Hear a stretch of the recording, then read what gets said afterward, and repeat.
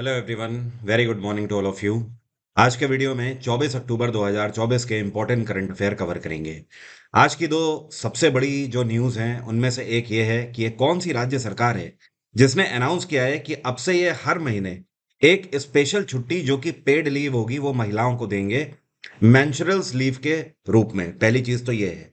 और दूसरी एक सबसे बड़ी खास बात यह है कि एक ऐसी राज्य सरकार या यूटी सरकार है जिसने फैसला लिया है कि विकलांगजनों के लिए विशेष अदालतें बनाई जाएंगी। तो वीडियो के अंदर सबके बारे में डिटेल में बात करेंगे।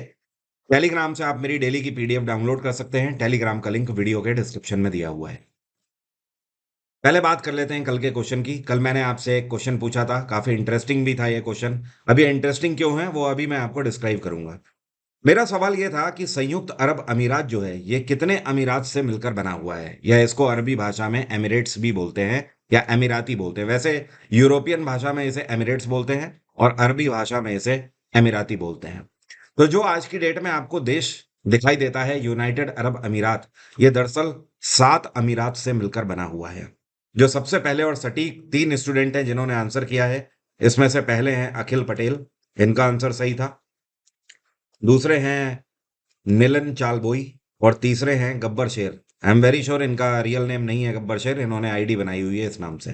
खैर, ये वो 3 टॉप स्टूडेंट हैं जिन्होंने सबसे पहले और सही आंसर दिए हैं। इसके अलावा भी आप में से बहुत सारे स्टूडेंट हैं जिन्होंने 7 अमीरात सही आंसर दिया है। अब इसको समझते हैं कि यार देखो यहाँ पर कंसेप्ट क्या है, किस तरीके से यूनाइटेड अरब अमीरात का कंसेप्ट है और किस तरीके से ये देश बना। सन 1971 तक यहां पर कोई देश नहीं हुआ करता था। 1971 तक यहां पर रियासतें हुआ करती थी जिन पे राजा शासन किया करते थे। अब यहां पर 1971 में 6 रियासतों ने मिलकर यह फैसला लिया कि ये आपस में मर्ज होंगे और एक देश का निर्माण करेंगे। ये 6 रियासतें कौन कौन सी थी? ऑब्वियसली एक तो है आपकी अबू धाबी, ठीक है। दूसरी आपकी हो गई दुबई, ठीक है। और तीसरी इसके बाद जिसको बोलते हैं अजमान। चौथी जिसका नाम है फुजायरा। क्या नाम है? फुजायरा। पांचवी जिसको बोलते हैं अल कुवैन। अल कुवैन, ठीक है। और छठवीं जो है इसमें वो है शारजहां। शारजाह, ठीक है। शारजाह में क्रिकेट मैच होते हैं। तो ये 6 वो रियासतें थी जिन्होंने 1971 में एक दूसरे के साथ मिलकर एक देश बनाया जो कि कहलाया यूनाइटेड अरब अमीरात। लेकिन 1972 में अगले ही साल इसमें एक और रियासत आके मिल गई। इस रियासत का नाम है रास अल खैमा। क्या नाम है? रास अल खैमा। तो आज की डेट में ये जो आपको यूनाइटेड अरब अमीरात दिखाई देता है ये दरअसल इन 7 रियासतों को मिलकर बना हुआ है। अब यहां पर हर एक रियासत का अपना एक शासक होता है और उसकी पावर उस रियासत तक बटी हुई है। हालांकि जो कानून होते हैं वो पूरे यूनाइटेड अरब अमीरात के अंदर एक ही तरीके के बिलोंग करते हैं। मतलब सातों रियासतों में एक ही तरीके का कानून चलता है, लेकिन सातों रियासतों के जो शासक हैं वो अलग अलग हैं। इवन आज भी यहाँ पर एक ही फैमिली रूल करती है। मतलब जो राजा था उसका बेटा ही रूल करेगा, बेटे का बेटा रूल करेगा, उसका बेटा रूल करेगा। इस तरीके से हिरार्की सिस्टम चलता रहेगा। यहाँ पर लोगों को के बीच से कोई भी व्यक्ति इलेक्शन में नहीं खड़ा होता है। लेकिन हाँ, जब ये देश बनाया गया तो एक फैसला लिया गया। फैसला ये लिया गया कि जो अबू धाबी है ये इन सारी रियासतों में सबसे बड़ी रियासत भी है और सबसे ज्यादा पैसे वाली रियासत भी है। इसीलिए ये फैसला लिया कि अबू धाबी जो है ये इसकी कैपिटल होगा। इवन इसी के साथ एक और फैसला लिया गया कि अबू धाबी कैपिटल होगा और अबू धाबी का जो शासक होगा वो हमेशा प्रेसिडेंट कहलाएगा यूएई का। यही कारण है कि अबू धाबी के जो इस टाइम पर शासक हैं जिनका नाम है मोहम्मद बिन जायद अल नहान, ये यूएई के प्रेसिडेंट हैं। अबू धाबी के बाद दूसरे नंबर पे जो सबसे अमीर रियासत है ये है दुबई। तो दुबई का जो शासक होगा वो हमेशा प्राइम मिनिस्टर कहलाएगा। एंड इतना ही नहीं, वो डिफेंस मिनिस्टर की भी पोस्ट अपने पास रखेगा। तो इस टाइम पर यहाँ के जो शासक है दुबई के ये है मोहम्मद बिन राशिद अल मखतूम। तो यही रीजन है कि राशिद अल मखतूम इस टाइम पर प्राइम मिनिस्टर भी हैं और यहाँ के डिफेंस मिनिस्टर भी हैं। इवन अबू धाबी के शासक जो जायद अल नहान है उनसे ज्यादा फेमस राशिद अल मखतूम रहते हैं। तो ये था पूरा कंसेप्ट। और दिवाली का सीजन चल ही रहा है, आपको पता ही है। कल से ऑफर लॉन्च हो चुका है। आप मेरे किसी भी बैच में फ्लैट 50% ऑफ अवेल कर सकते हैं एग्जाम इंजन एप्लीकेशन में। मेरा आपसे अनुरोध बस इतना है कि आप जब भी ऐप डाउनलोड करें या फिर आप कोर्सेज परचेज करें तो गूगल प्ले स्टोर पे जाकर आप 5 स्टार रेटिंग देना ना भूलें, क्योंकि एग्जाम इंजन एप्लीकेशन सबसे कम पैसे में सबसे ज्यादा लेंदी कोर्सेज आपके लिए लेकर आता है। ये चीज आपको भी पता है। अदरवाइज आप दूसरे बैचेस में या फिर आप एप्लीकेशन में जाके देखते हैं तो आपको बैचेस की कॉस्ट हमेशा कहीं ज्यादा मिलती है एग्जाम इंजन एप्लीकेशन के कंपैरिजन में। तो ऑब्वियसली 5 स्टार रेटिंग। अब शुरू करते हैं आज के करंट अफेयर। हाल ही में केंद्र सरकार के ट्रांसपोर्ट मिनिस्ट्री की तरफ से मणिपुर के लिए कितने नेशनल हाईवेज को मंजूरी दे दी गई है? तो केंद्र सरकार ने टोटल 50 नेशनल हाईवेज के लिए मंजूरी दे दी गई है। ये नेशनल हाईवेज आने वाले समय में मणिपुर के अंदर बनाए जाएंगे। टोटल अगर लेंथ की बात करें तो 1026 किलोमीटर लेंथ के हाईवेज बनाए जाएंगे। 1026 में से 902 किलोमीटर के जो हाईवेज होंगे ये हिल एरिया में बनाए जाएंगे, बाकी बचे हुए फ्लैट एरिया में बनाए जाएंगे। मणिपुर का जो जियोग्राफिकल एरिया है, जब आप उसे देखते हो तो आपको समझ आता है कि इस राज्य में ज्यादातर हिस्सा जो है, ज्यादातर जो इसका क्षेत्रफल है वो पहाड़ियों के ऊपर बसा हुआ है। यही कारण है कि आपको मैक्सिमम रोड हिल एरिया में बनती हुई देखने को मिलेगी। और इस पूरे प्रोजेक्ट के लिए 12,000 करोड़ की धनराशि आवंटित करी गई है। और मणिपुर में इस टाइम पे सरकार है बीरेन सिंह की। यहाँ के मुख्यमंत्री कौन है? बीरेन सिंह। और यहाँ के गवर्नर हैं लक्ष्मण प्रसाद आचार्य। ये कौन सा राज्य है जहां पर 24वें नेशनल पैरा स्विमिंग चैंपियनशिप का आयोजन किया गया है? तो इस बार 2024 के 24वें नेशनल पैरा स्विमिंग चैंपियनशिप का आयोजन गोवा में किया गया है। इसमें पूरे भारत भर से अगर बात करें तो 518 खिलाड़ियों ने हिस्सा लिया था। और 518 में से 231 तैराक ऐसे थे जो कि पहली बार चैंपियनशिप में हिस्सा ले रहे थे। अब बात आती है कि टॉप पर कौन रहा। तो नंबर 1 पे जो इस बार बाजी मारी है ये कर्नाटक ने मारी है। कर्नाटक राज्य ने टॉप किया है। और कितने पॉइंट इन्होंने अर्जित किए हैं? 392 पॉइंट के साथ। दूसरे नंबर पे राज्य महाराष्ट्र रहा है और महाराष्ट्र ने अर्जित किए हैं 378 पॉइंट। और तीसरे नंबर पे जो रहा है ये रहा है राजस्थान। और राजस्थान ने 248 पॉइंट सिक्योर किए हैं। तो ये गोवा में कहाँ पर आयोजित किया गया? गोवा में पणजी है ना इसकी कैपिटल। तो पंजिम में एक ओलंपिक पूल है, वहीं पर इसका आयोजन किया गया था। और भारत में लगातार पैरा स्विमिंग का जो क्रेज है वो हर साल बढ़ता चला जा रहा है। गोवा में इस टाइम पे मुख्यमंत्री हैं प्रमोद सावंत। और गोवा में गवर्नर कौन है? ये हैं PS श्रीधरन पिल्लई। कौन है जिनके द्वारा किसानों के वेलफेयर के लिए 300 करोड़ की धनराशि की कई योजनाएं लॉन्च करी गई हैं? तो ये हैं अमित शाह, जिनके द्वारा 300 करोड़ की परियोजनाएं लॉन्च करी गई हैं। और ये जो परियोजनाएं हैं ये उन किसानों के लिए लॉन्च करी गई हैं जो कि दुग्ध उत्पादन करते हैं, दूध का उत्पादन करने वाले जो किसान हैं। ये जो पूरा इवेंट था इसको ऑर्गेनाइज किया गया NDDB के द्वारा। NDDB जिसको बोलते हैं national dairy development board of India. NDDB की स्थापना 1965 में करी गई थी। और इसके फाउंडर हैं वर्गीस कुरियन। और यही कारण है कि वर्गीस कुरियन को श्वेत क्रांति का जनक कहा जाता है, मतलब व्हाइट रेवोल्यूशन का फादर कहा जाता है। अब ये जो इवेंट आयोजित किया गया इसका मेन उद्देश्य ये था कि दूध उत्पादन करने वाले जो किसान हैं उनको सरकार की तरफ से आने वाले समय में सब्सिडी दी जाएगी। इतना ही नहीं, जैसे कि अगर वो भैंस वगैरह खरीदना चाहते हैं, बकरी पालन करना चाहते हैं, तो उसके लिए इंफ्रास्ट्रक्चर अगर वो बनाना चाहते हैं तो उनको बैंक से लो रेट ऑफ इंटरेस्ट में भी लोन फैसिलिटी दिलवाई जाएगी। बाय द वे, NDDB का हेडक्वार्टर क्या है? ये है गुजरात के अंदर आनंद, इसका हेडक्वार्टर है। और आनंद में ही इस पूरे इवेंट का आयोजन किया गया है। वैसे भारत में इस टाइम पर दूध का उत्पादन सबसे ज्यादा कहाँ पर किया जाता है? तो ये हरियाणा के अंदर एक शहर है जिसको बोलते हैं करनाल। वहां पर दूध का उत्पादन सबसे ज्यादा होता है। अभी 5 से 6 साल पहले तक उत्तर प्रदेश में सबसे ज्यादा दूध का उत्पादन होता था, लेकिन इस टाइम पर हरियाणा का करनाल नंबर 1 पे है। ये कौन सी राज्य सरकार या फिर UT सरकार है जिसके द्वारा फैसला लिया गया है कि जो विकलांग जन है उनके लिए स्पेशल अदालतें बनाई जाएंगी? तो ये है दिल्ली सरकार। दिल्ली में आम आदमी पार्टी की सरकार है और इस टाइम पर मुख्यमंत्री हैं आतिशी। तो आतिशी के द्वारा फैसला लिया गया है कि ऐसे लोग जो कि विकलांगजन हैं और उन्हें कोर्ट में आना पड़ता है तो बहुत सारे चैलेंजेस फेस करने पड़ते हैं, जैसे कि उन्हें सीढ़ियां चढ़ने में दिक्कत होती है, अदालतों में बैठने के लिए इंतजाम नहीं है अलग से। तो स्पेशली उनके लिए अदालतें बनाई जाएंगी दिल्ली के अंदर कोर्ट में, ताकि कोर्ट में सुनवाई के लिए समय भी बचाया जा सके और जो विकलांगजन है उन्हें सहूलियत भी मिले। वैसे दिल्ली में इस टाइम पे लेफ्टिनेंट गवर्नर कौन है? ये हैं विनय कुमार सक्सेना। विनय कुमार सक्सेना पिछले 2 साल से दिल्ली के लेफ्टिनेंट गवर्नर हैं, 2022 में अपॉइंट किए गए थे। भारत और चाइना काफी टाइम के बाद एक सहमति पर पहुंचे हैं, और ये सहमति ये है कि दोनों देश आपस में मिलकर जो एलएसी वाला एरिया है, मतलब जो पूर्वी लद्दाख वाला जो रीजन है, जहां पर लाइन ऑफ एक्चुअल कंट्रोल है, जो हमारा बॉर्डर है, वहां पर पेट्रोलिंग करेंगे। तो ये फैसला लिया गया है कहाँ के लिए? तो ये पूर्वी लद्दाख के लिए लिया गया है। और काफी टाइम से ये था मई 2020, जब भारत और चाइना के बीच में लास्ट टाइम भिड़ंत हुई थी, जिसमें भारत के कई सैनिक शहीद भी हुए थे और चाइना के भी कई सैनिक मार्टियर्स हुए थे। तो उसके बाद से लगातार सिचुएशन काफी खराब रही है, और लाइन ऑफ एक्चुअल कंट्रोल पे दोनों की सेनाएं तैनात है। अब जाकर यह सहमति बनी है, और यह सहमति इसके बाद बन पाई है क्योंकि अभी प्रधानमंत्री नरेंद्र मोदी जब गए हैं रशिया में, इस बार जो 16वां ब्रिक्स समिट आयोजित किया गया है, वहां पर इस मुद्दे को उठाया गया, और जब ये ब्रिक्स समिट खत्म हुआ है, तब भारत और चाइना इस कंक्लूजन पर पहुंचे हैं।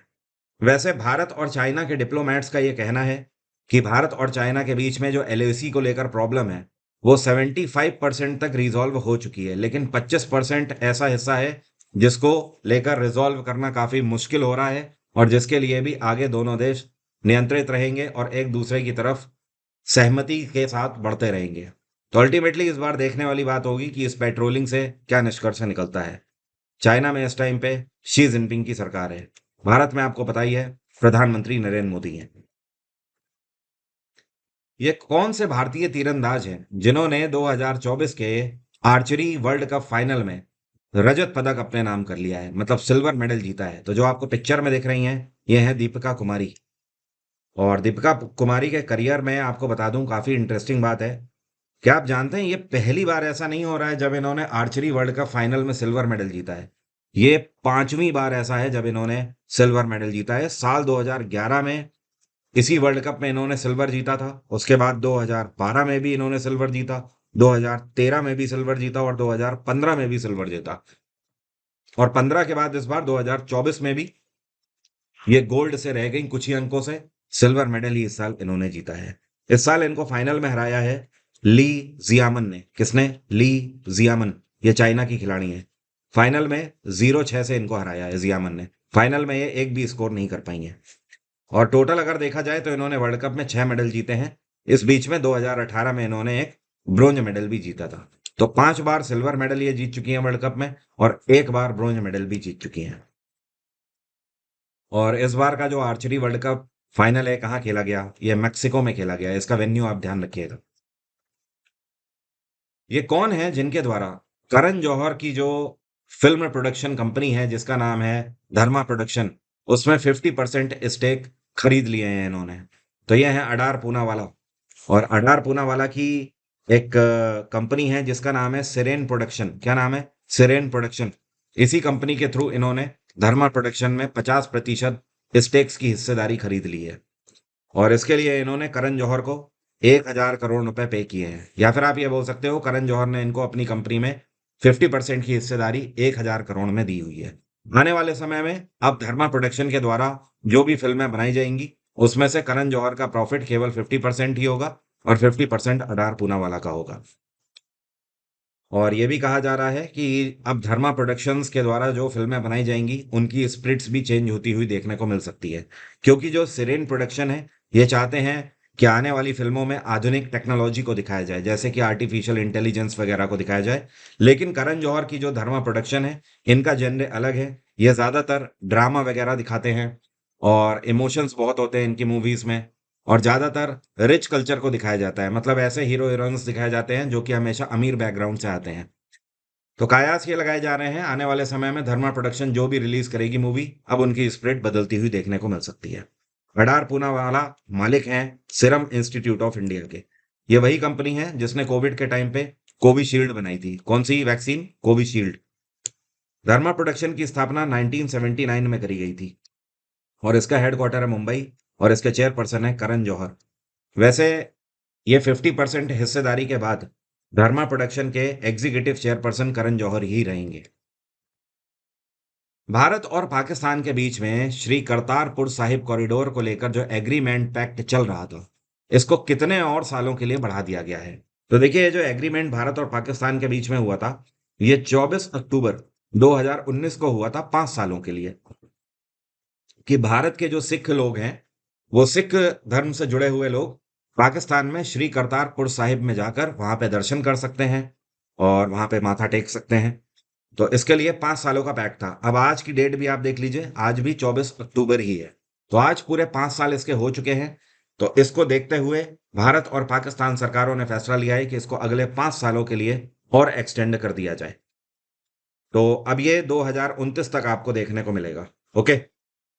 एंड सेकेंड थिंग, यहाँ पर ध्यान आप रखें, श्री करतारपुर साहिब जो है, इसकी इंपॉर्टेंस क्या है? तो इसकी इंपॉर्टेंस है बेसिकली कि यहाँ पर सिख धर्म के जो फाउंडर कहे जाते हैं श्री गुरु नानक देव जी, ठीक है, तो उन्होंने अपने जीवन के आखिरी 18 वर्ष यहीं पर व्यतीत किए थे। और श्री करतारपुर साहिब जो है, ये उनका समाधि स्थल भी है। तो इसीलिए सिख धर्म से जुड़े हुए जो लोग हैं, वो यहाँ पर जाकर माथा टेकते हैं और इसकी एक अपनी बहुत बड़ी मान्यता है। और पाकिस्तान की कैपिटल क्या है? इस्लामाबाद, ये आपको पता ही है। और यहाँ पे प्रधानमंत्री हैं शहबाज शरीफ, यहाँ के राष्ट्रपति हैं आसिफ अली जरदारी।